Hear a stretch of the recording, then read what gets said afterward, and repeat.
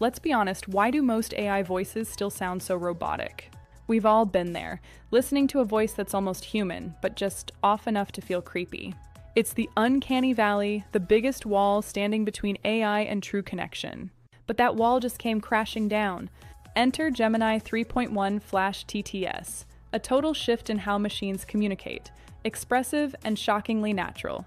We're talking about speech that isn't just clear, it's expressive and controllable. Today, we're breaking down exactly how this model works. First, the technical leap from robotic tones to true emotional depth. Then, audio tags, control pacing, tone, and even whisper mid-sentence, shaping performances like never before. Is the lifeless robot voice finally over? You're about to hear the difference. Let's dive into the details for the topic. Okay, so what if an AI could speak with all the emotion, the personality, the little nuances of a real human actor? Well, we're going to dive into a new technology that's making that happen right now. It's Google's latest text-to-speech model, and honestly, it's a huge leap forward for expressive AI. But let's start with a problem we all know, right? You've heard it everywhere, in your car's GPS, on automated phone calls, maybe even from your smart speaker. That kind of flat, a little clunky, totally robotic voice. It gets the message across, sure, but it has absolutely none of the life or feeling of actual human speech.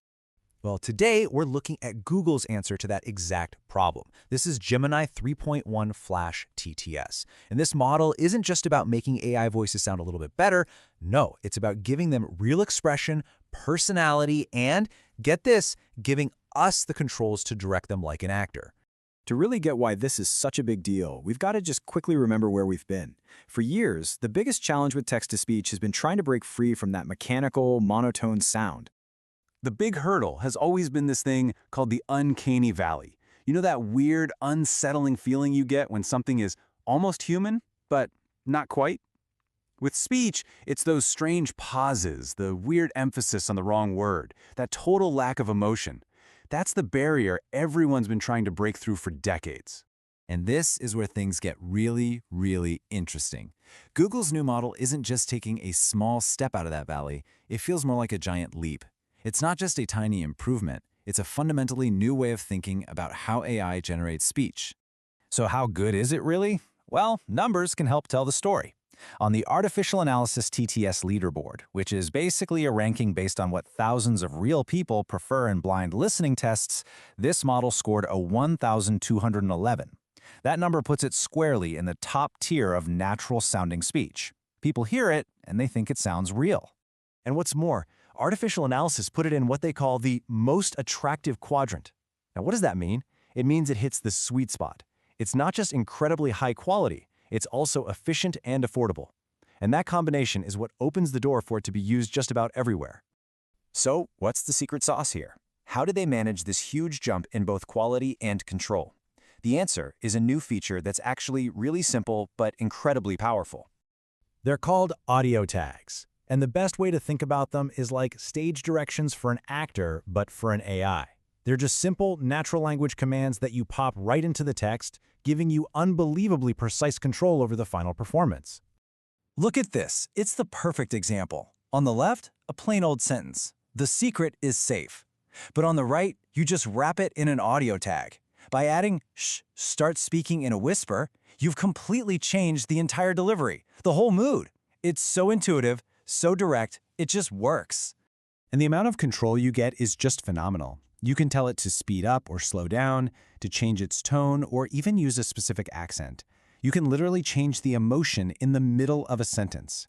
You can direct a whole back-and-forth dialogue between multiple AI speakers and make sure that a character's voice stays consistent the whole time. It's wild. So here's the key takeaway. This technology isn't just about a better, pre-recorded voice. It's about putting the power into the hands of creators and developers, letting them build the exact audio experience they have in their heads. I love this analogy they use in the source material. It puts the developer in the director's chair. You're not just feeding lines into a machine anymore. You are actually directing a vocal performance, tweaking every little detail until it's perfect. The whole workflow is designed to be super straightforward. First, you just set the scene. Give the AI some context. Then you get really specific. You can cast your characters with unique voice profiles and give them what are basically director's notes. And finally, you can export those exact settings so you can use that same consistent voice in any other project. And the best part? This isn't some far-off future tech. It's already rolling out. Developers can go and start playing with this right now in places like Google AI Studio and Vertex AI. And it's even being integrated into tools for everyone, like Google Vits.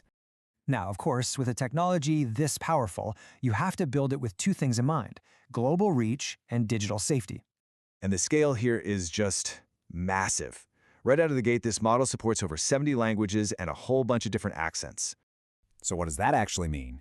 It means creators from all over the world can now build these incredibly rich, localized, and expressive audio experiences for their users. This isn't some feature that's just for English, it's designed for a truly global audience. But with that kind of power, you have to be responsible. To help deal with the risk of misuse, all the audio made by this model is watermarked with something called Synth ID. It's basically an invisible digital signature that's woven right into the sound itself. This makes it possible to reliably detect that the audio was AI generated, which is a really crucial tool for fighting misinformation. And all this brings us to one final really big thought. We're moving past AI that can just spit out information and into a world where AI can actually convey real emotion and intent. So the question isn't really, can an AI sound human anymore? The real question is, once it can, what will we ask it to say? What new stories will we tell? What new experiences will we create? The possibilities are just getting started.